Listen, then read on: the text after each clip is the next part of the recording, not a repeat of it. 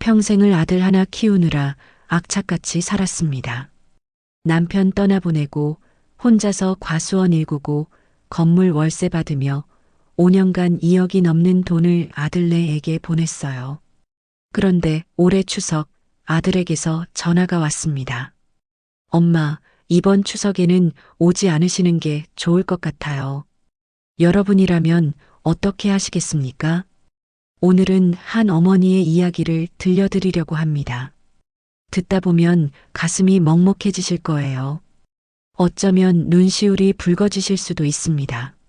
하지만 끝까지 들으시면 통쾌함과 함께 깊은 여운이 남으실 거예요. 이 이야기가 마음에 와닿으신다면 무료로 할 수 있는 좋아요 버튼으로 응원해 주시고 구독 버튼을 눌러주세요. 여러분의 작은 관심이 더 좋은 이야기를 만드는 힘이 됩니다. 그럼 시작하겠습니다. 저는 은자예요. 올해 62. 전북 정읍에서 과수원과 임대 건물로 혼자 살림을 꾸려온 지 10년째입니다. 그날도 여느 때처럼 마당에서 햇사과를 정리하고 있었죠. 붉게 익은 사과들이 햇볕에 반짝였어요. 손으로 사과를 쓰다듬으니 매끈하고 차가운 감촉이 손끝에 전해졌습니다. 올해도 풍년이었어요. 손주들이 좋아하겠구나. 서울에 사는 아들 민호네 식구가 추석에 내려오면 아이들이 제일 먼저 달려드는 게 할머니네 사과거든요. 그 모습을 생각하니 절로 미소가 지어졌습니다. 부엌에서는 제사상에 올릴 나물 다듬는 소리가 났어요. 벽에 걸린 남편 영정사진이 저를 따스하게 내려다보고 있었죠. 그 옆에는 새마을 지도자 감사패가 나란히 걸려 있었습니다. 평생을 악착같이 읽어온 증거였어요. 그때였습니다. 휴대폰이 울렸어요. 여보세요, 민호야? 수화기 너머로 들리는 아들 목소리가 평소와 달랐어요. 뭔가 머뭇거리는 듯했죠. 가슴이 불길하게 쿵 내려앉았습니다. 엄마 그게 왜 그래? 무슨 일 있어?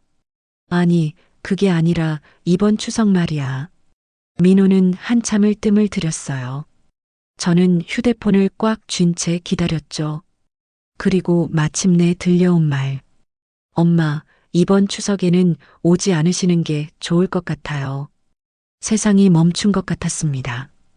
귓가가 웅웅거렸어요. 뭐라고? 장인 장모님이 오시거든요. 분위기가 좀 그래서 엄마가 오시면 불편할 것 같아서요. 숨이 막혔어요. 손에서 힘이 빠져나갔습니다. 우리 집안은 대대로 제사를 지켜온 집이에요. 추석에 오지 말라는 말은 곧 당신은 우리 가족이 아니다라는 뜻이나 다름없었습니다. 민호야, 내가 지금 엄마 미안해요. 그냥 올해만요. 뚝 전화가 끊어졌어요. 저는 휴대폰을 들고 그대로 서 있었습니다. 마당에서는 여전히 이웃들의 웃음소리가 들려왔고 사과는 여전히 붉게 익어가고 있었어요. 하지만 제 세상은 색을 잃었습니다. 그리고 잠시 후 진동이 울렸어요. 며느리 서진에게서 온 문자였습니다. 어머님, 죄송하지만 솔직히 말씀드릴게요. 저희 집 분위기와 잘 안 맞으세요. 음식 냄새도 그렇고 말씀하시는 주제도 조금 시골 냄새 나시잖아요. 저희 부모님 앞에서 좀 창피해요. 손이 떨렸어요. 천천히 휴대폰을 내려놓았죠. 가슴 한가운데가 무너져 내리는 것 같았습니다.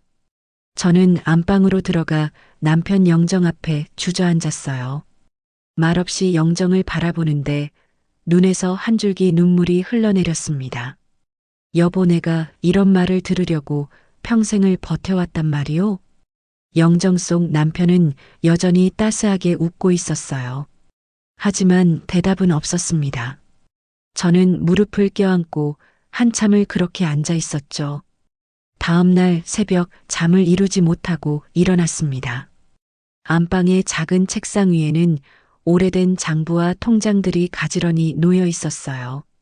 벽에 걸린 달력에는 빨간 글씨로 추석 제사라고 적혀 있었죠. 어제까지만 해도 기다려지던 날짜가 이제는 마음을 찌르는 가시처럼 느껴졌습니다. 저는 안경을 쓰고 장부를 펼쳤어요. 형광등 불빛 아래 제 손가락이 숫자들을 따라 움직였습니다. 장부를 넘기는 소리가 고요한 새벽 공기를 갈랐어요. 매달 280만 원, 아들 집 대출 이자 150만 원, 생활비 보조 100만 원, 손주들 학원비 30만 원. 명절 때마다 보내는 선물비는 따로였죠. 장부를 한 장 한 장 넘기며 계산하니 지난 5년간 보낸 돈이 2억 원이 훌쩍 넘었습니다. 과수원에서 번 돈, 남편이 남긴 건물에서 받는 월세, 새벽부터 밤까지 일해서 모은 돈. 그 모든 것을 아들에게 쏟아부었어요. 애비 없는 집안 기둥 세워주겠다고. 남편이 세상을 떠났을 때 민호는 고등학생이었어요. 대학 등록금, 결혼 자금, 아파트 계약금. 하나도 빠짐없이 다 대줬죠. 민호가 엄마 덕분에 잘 살게 됐어라고 말할 때마다 가슴이 뿌듯했습니다. 시집간 며느리가 어머님 감사해요라고 할 때마다 더 주고 싶었어요. 하지만 돌아온 것은 오지 마세요였어요. 저는 장부를 덮고 창밖을 바라봤습니다. 동이 트고 있었어요. 저 멀리 과수원에는 이슬이 맺힌 사과들이 아침 햇살을 받아 반짝였죠. 창고 한편에는 제가 직접 관리하는 건물 임대 계약서들이 깔끔하게 정리돼 있었습니다. 평생을 읽어온 것들. 그 모든 것이 이제는 다르게 보였어요. 이제는 더 이상 당하지 않겠어. 저는 자리에서 일어났습니다. 세수를 하고 단정하게 옷을 차려입었어요. 거울에 비친 제 얼굴이 낯설게 느껴졌죠. 주름진 얼굴이지만 눈빛만큼은 단단했습니다. 차 열쇠를 들고 밖으로 나섰어요. 목적지는 읍내 농협이었습니다. 차를 몰고 가는 내내 마음속으로 되뇌었죠. 이제 내 삶을 살겠어. 농협 창구, 오전 9시. 저는 도장을 꺼내 책상 위에 놓았어요. 직원은 서류를 보더니 눈을 동그랗게 떴습니다. 어머님, 이거 아드님 집 대출 자동이체 해지하시는 거예요? 네. 그런데 이게 한두 달이 아니라 완전히 끊으시는 거잖아요. 정말 괜찮으세요? 저는 단호하게 고개를 끄덕였습니다. 이제는 제 살림부터 챙겨야죠. 도장이 서류 위에 꾹 눌렸어요. 묵직한 도장 소리가 울렸습니다. 자동이체 해지 신청서, 송금 중단 요청서, 그리고 민호 명의로 된 보증도 철회했어요. 은행을 나서며 처음으로 어깨가 가벼워지는 것을 느꼈습니다. 아니, 정확히 말하면 허전함과 가벼움이 동시에 밀려왔죠. 하지만 저는 뒤돌아보지 않았습니다. 집으로 돌아온 저는 남편 영정 앞에 앉아 잔을 올렸어요. 여보, 이제는 더는 당하지 않을 거요.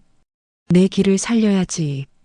영정 속 남편은 여전히 따스하게 웃고 있었습니다. 서울 강남 민호의 집. 그 집을 생각하면 복잡한 마음이 들어요. 천장까지 닿는 거실 창문으로 서울의 야경이 펼쳐진 그곳. 대리석 식탁, 수입가전, 명품 소파, 벽에 걸린 대형 TV. 모두 제가 보내준 돈으로 마련한 것들이었죠. 저는 그날 저녁 마당에 혼자 앉아 민호네 집을 상상했어요. 아니, 상상이 아니라 너무나 선명하게 보였습니다. 마치 제가 그 집 창밖에서 들여다보는 것처럼요. 추석 당일 오후 며느리 서진은 주방에서 분주하게 움직였을 거예요. 고급 앞치마를 두르고 수입 와인을 따르고 이탈리아산 치즈를 썰었겠죠. 오븐에서는 갈비찜이 익어가는 냄새가 났을 겁니다. 하지만 전통 송편 냄새는 없었을 거예요. 식탁을 차리면서 서진은 생각했겠죠. 다행이다. 시어머니 안 오셔서. 거실 소파에서는 민호가 시계를 들여다봤을 거예요. 장인 장모가 곧 도착할 시간. 그는 넥타이를 매만지며 거울을 봤겠죠. 그 순간 잠깐 제 얼굴이 떠올랐을까요? 아니면 바로 지워버렸을까요? 초인종이 울렸습니다. 민호와 서진은 환하게 웃으며 현관으로 달려갔을 거예요. 어서 오세요. 장인어른, 장모님. 장모는 거실을 둘러보며 감탄했을 겁니다. 명품 가방을 소파에 내려놓으며 말했겠죠. 역시 우리 사위는 능력자야. 이렇게 좋은 집에서 사네. 민호는 쑥스럽게 웃었을 거예요. 능력자. 자기 능력으로 이 모든 걸 이룬 것처럼. 서진이 와인잔을 건네며 말했겠죠. 어머니, 이거 프랑스 보르도산이에요. 작년에 장인어른이 좋아하신다고 하셔서 특별히 준비했어요. 식탁에는 음식이 가득했을 거예요. 한우 갈비찜, 훈제 연어, 이탈리아 샐러드, 프랑스 치즈. 모두가 웃고 떠들었겠죠. 와인잔이 부딪히는 청명한 소리, 웃음소리. 하지만 그 자리에 제 자리는 없었습니다. 아니, 처음부터 준비되지 않았어요. 식탁 의자는 딱 4개였을 겁니다. 저를 위한 자리는 애초에 없었던 거죠. 장모가 와인을 홀짝이며 물었을 겁니다. 그런데 사돈 어른은 어디 계셔? 인사라도 드려야 하는 거 아니야?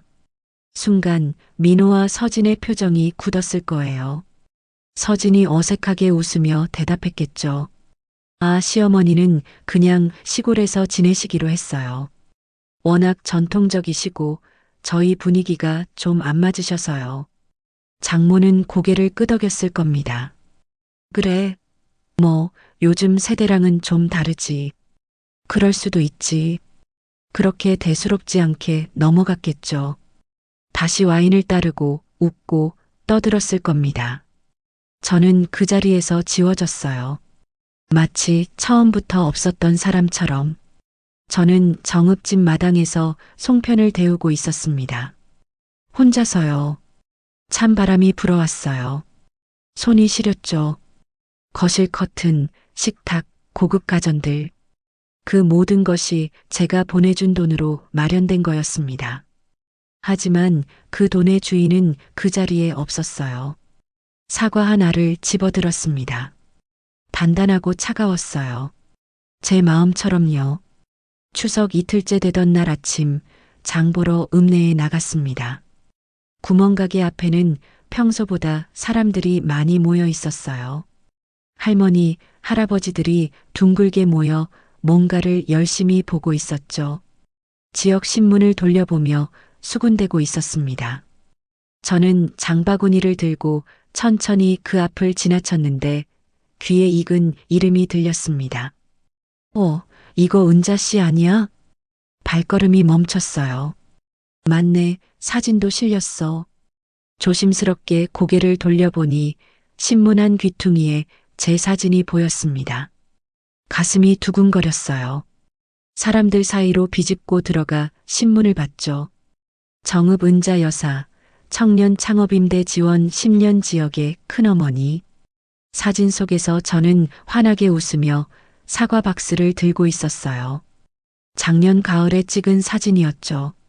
기사에는 제가 과수원과 건물 임대로 번 돈으로 지역 청년들의 창업을 도왔다는 내용이 담겨 있었습니다.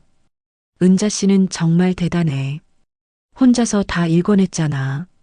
남편 돌아가시고 혼자 고생한 거 우리가 다 알지. 그래도 꿋꿋하게 버텨냈어. 아들도 서울에서 잘 산다며? 강남에 집도 있고. 다 은자 씨가 뒷바라지 잘해준 덕분이지. 듣기 좋은 말들이었어요. 가슴이 뿌듯하면서도 먹먹했습니다. 하지만 그때 한 할머니가 고개를 가로저었어요.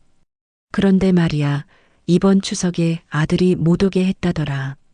순간 공기가 싸늘해졌습니다. 뭐? 그게 무슨 소리야? 내가 직접 들었어. 은자 씨가 서울 가려고 했는데 아들이 오지 말래. 며느리가 싫어한대. 시골 냄새 난다고.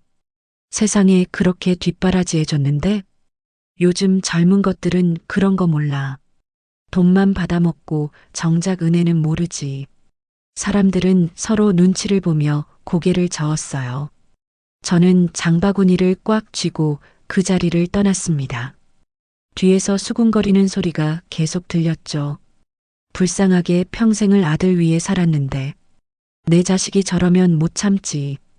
은자 씨는 어떻게 참고 사나? 집으로 돌아오는 길 다리에 힘이 없었어요.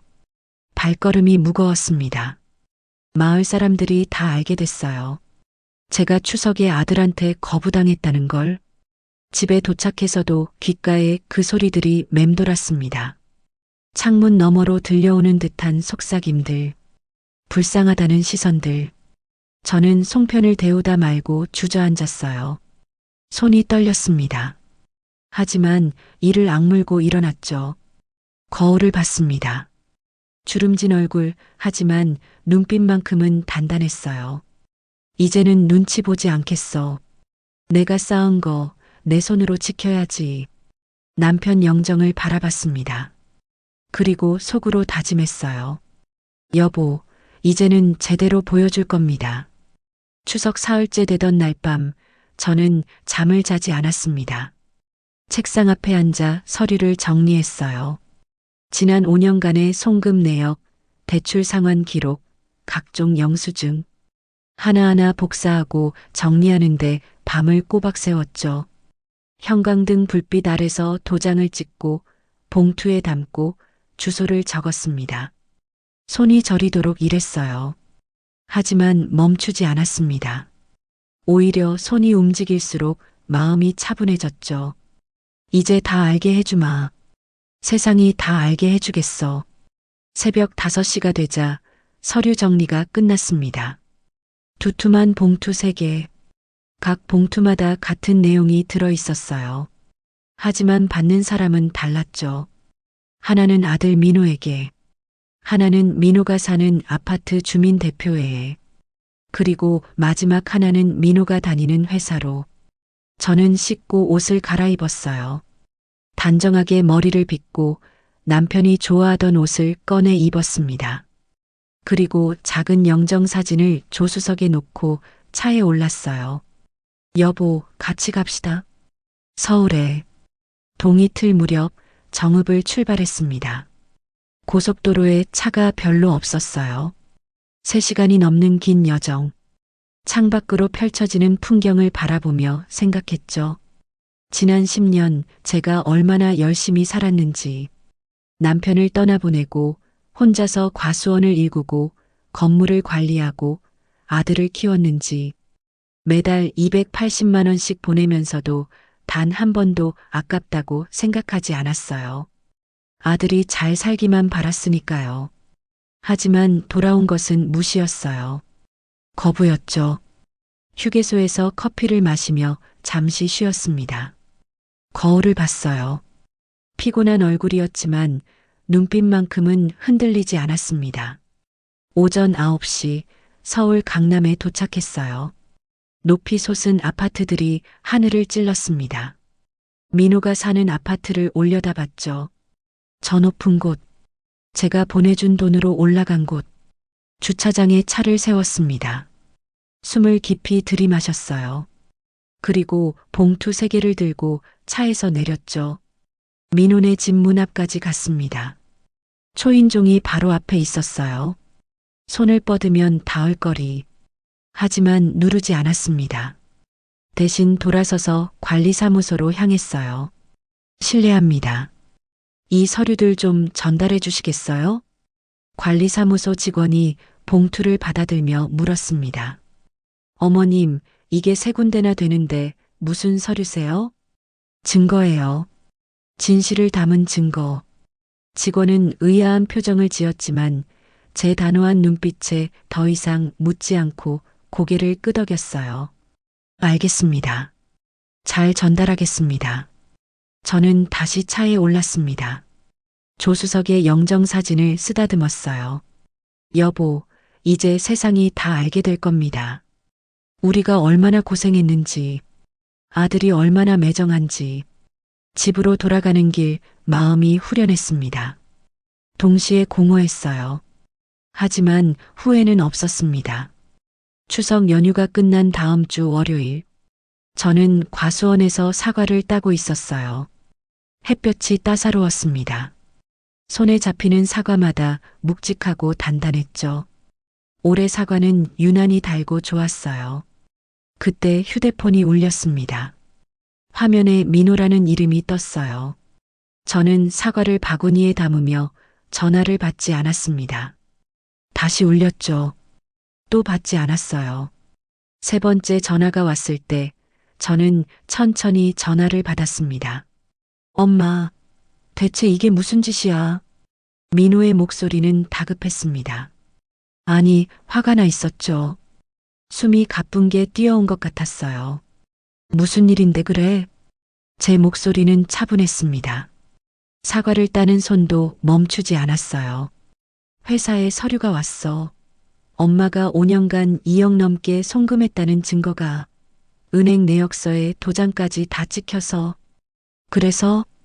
그래서가 아니잖아. 팀장님이 날 불러서 동료들이 다 봤어. 사내 게시판에 글까지 올라왔다고. 저는 사과나무 밑에 앉았습니다. 그늘이 시원했어요. 내가 뭘 잘못했어? 잘못이 아니라 엄마 사람들이 다 알았어. 내가 능력으로 산 게 아니라 엄마 돈으로 버텼다고. 장인 장모님한테도 연락 갔어. 사실이잖니. 침묵이 흘렀습니다. 수화기 너머로 민호의 거친 숨소리만 들렸어요. 엄마 왜 이러세요? 왜 이렇게까지 하세요? 넌 왜 그랬니? 뭐가요? 추석에 오지 말라고. 시골 냄새 난다고. 또 침묵이 흘렀습니다. 저는 사과 하나를 집어들었어요. 붉고 단단한 사과. 햇볕에 반짝였죠. 그건 서진이가. 내 아내가 한 말이면 내 말이나 마찬가지 아니냐. 엄마 미안해요. 정말 미안해. 그러니까 제발 이것만은 철회해줘. 회사에서 날 이상하게 보고 장인어른이 전화하셔서 안 돼. 엄마, 넌 엄마보다 장인 장모가 더 중요했잖니. 이제 그분들한테 도움 받아라. 엄마, 집이 경매에 넘어가. 자동이체가 끊겨서 이번 달 대출 이자를 못 냈어. 은행에서 독촉장이 왔다고. 저는 한참을 말이 없었어요. 하늘을 올려다봤습니다. 구름 한 점 없이 맑았죠. 그건 내일이다. 엄마, 제발. 아이들 생각해서라도. 내가 엄마 생각은 했니? 전화를 끊었습니다. 손이 떨렸어요. 가슴 한편이 무너지는 것 같았죠. 하지만 후회는 없었습니다. 사과 하나를 베어 물었어요. 달고 시원했습니다. 눈물이 흘러내렸지만 저는 계속 사과를 먹었어요. 한 달이 지났습니다. 늦가을 햇살이 기울 무렵 저는 마당에서 사과 박스를 정리하고 있었어요. 올해도 풍년이었습니다. 사과들은 여전히 붉고 달았죠. 그때 낡은 차 한 대가 마당으로 들어왔어요. 엔진 소리가 덜컥거렸습니다. 차에서 내린 사람은 민호였어요. 저는 사과 박스를 내려놓고 그를 바라봤습니다. 한 달 사이에 민호는 많이 변해 있었어요. 얼굴은 수척했고 옷차림도 평소와 달리 구겨져 있었죠. 눈가에는 다크서클이 짙게 깔려 있었습니다. 머리도 많이 빠진 것 같았어요. 민호는 천천히 저에게 다가왔습니다. 비틀거리는 것 같았어요. 그리고 제 앞에서 무릎을 꿇었습니다. 엄마 미안해. 나 잘못했어. 눈물이 주르륵 흘러내렸습니다. 제 아들이 우는 모습을 보는 건 오랜만이었어요. 가슴 한편이 찢어지는 것 같았습니다. 손을 뻗으면 머리를 쓰다듬을 수 있는 거리. 하지만 저는 움직이지 않았어요. 미안하다고 해서 다 돌려지는 게 아니다. 엄마, 제발 집이 경매에 넘어가. 은행에서 독촉장이 계속 와. 서진이는 아이들 데리고 친정으로 가버렸어. 이혼하자고 해. 민호는 흐느끼며 말했습니다. 목소리가 떨렸어요. 회사도 그만뒀어. 사람들 눈치가 너무 보여서. 장인어른이 날 한심하다고 이제 아무것도 없어. 엄마. 도와주면 안 돼? 저는 잠시 침묵했습니다. 마당에는 바람이 불어왔어요. 사과나무 잎이 바스락거렸죠. 석양빛이 민호의 얼굴을 비쳤습니다. 그 얼굴에 지난 세월의 무게가 보였어요. 내가 집보다 더 소중하게 여긴 게 뭔지 이번에 알게 되길 바란다. 엄마 알았어. 다 내가 잘못했어. 엄마가 날 키워준 거, 대학 보내준 거, 결혼시켜준 거 다 알아. 그러니까 제발. 알면서 왜 그랬니? 민호는 대답하지 못했습니다. 고개를 떨구고 흐느꼈어요. 돌아가거라. 엄마, 더 이상 할 말 없다. 저는 등을 돌려 창고 쪽으로 걸어갔습니다. 뒤에서 민호의 목 놓아 우는 소리가 들렸어요. 발걸음이 무거웠습니다.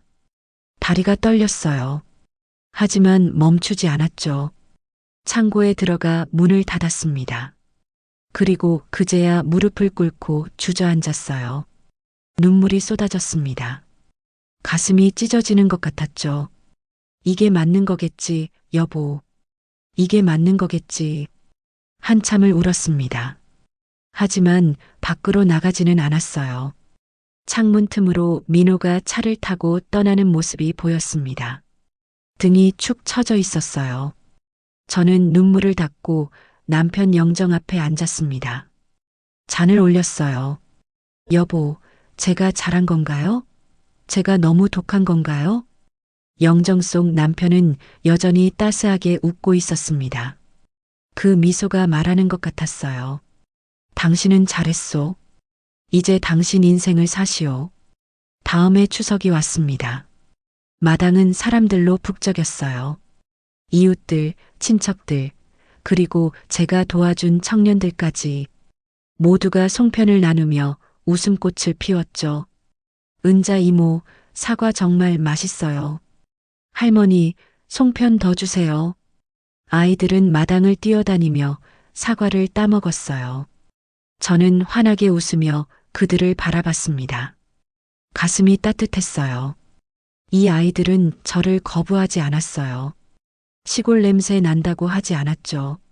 작년 추석과는 완전히 달랐어요. 작년에는 혼자서 송편을 데우며 외로움에 눈물 흘렸었죠. 하지만 올해는 달랐습니다. 마당 가득 웃음소리가 넘쳤어요. 청년 한 명이 다가왔습니다. 제가 창업 자금을 도와준 아이였죠. 28살 커피숍을 운영하고 있었어요. 이모님, 덕분에 가게가 정말 잘 돼요. 이번 달 매출이 작년의 2배예요. 직원도 한 명 더 뽑았어요. 그래, 잘 됐구나. 내가 열심히 한 거지. 아니에요. 이모님이 믿어주셔서 가능했어요. 은행에서 대출도 안 해줄 때 이모님이 보증 서주시고 청년의 눈가에 눈물이 맺혔어요. 저는 그 아이의 어깨를 토닥였습니다. 괜찮아. 내가 잘 되는 게 나한테는 가장 큰 보답이야. 피는 섞이지 않았지만 마음으로 이어진 사람들이었습니다. 이들은 제 은혜를 기억했어요. 감사해했죠. 민호네 식구는 오지 않았어요. 한 달 전 민호에게서 문자가 왔었습니다. 엄마, 다 정리했어요. 집은 경매로 넘어갔고 이혼도 했어요. 지금은 고시원에서 살면서 다시 시작하고 있어요. 택배 일하면서 빚 갚고 있어요. 언젠가 꼭 찾아뵙겠습니다. 죄송해요. 저는 그 문자를 읽고 한참을 멍하니 앉아 있었어요. 가슴 한편이 무너지는 것 같았습니다. 아들이 고시원에서 택배 일을 하며 산다니. 하지만 답장은 하지 않았죠. 스스로 일어서야 해. 그래야 진짜 어른이 되는 거야. 저녁이 되자 사람들이 하나둘 돌아갔어요. 저는 남편 영정 앞에 앉아 잔을 올렸습니다. 마당에는 아직도 아이들의 웃음소리가 희미하게 들렸어요. 여보, 올해 추석은 참 따뜻하네요. 영정 속 남편은 여전히 따스하게 웃고 있었습니다. 저는 잔을 비우고 창밖을 바라봤어요. 저 멀리 과수원에는 별빛이 반짝였습니다. 제가 평생 읽어온 것들, 이제는 그 누구에게도 빼앗기지 않을 것이었어요. 창문 너머로 찬 바람이 불어왔습니다. 그 바람 속에서 남편의 목소리가 들리는 것 같았죠. 당신 잘했소. 이제는 당신 인생을 사시오. 저는 조용히 웃었습니다. 눈가에 눈물이 맺혔지만 이번엔 따뜻한 눈물이었어요. 후회의 눈물이 아니라 해방의 눈물이었습니다. 마당에는 여전히 사과 향기가 가득했어요. 저는 사과 하나를 집어들었습니다. 단단하고 차가웠지만 깨물면 달콤한 사과. 제 인생도 그랬죠. 쓰디쓴 시간을 견뎌냈고 이제는 달콤한 결실을 맺었습니다. 혼자가 아니라 진짜 가족들과 함께요. 내 인생, 이제부터는 내가 살겠어. 저는 사과를 베어 물었어요. 달고 시원했습니다. 올해도 그리고 앞으로도 제 사과나무는 계속 열매를 맺을 거예요. 그리고 저는 그 열매를 저를 진심으로 아끼는 사람들과 나눌 것입니다. 피가 아니라 마음으로 이어진 사람들과요. 저는 마당에 앉아 밤하늘을 바라봤습니다. 별들이 반짝였어요. 저 별들처럼 저도 앞으로 제 빛을 잃지 않고 살아갈 거예요. 혼자서도 당당하게.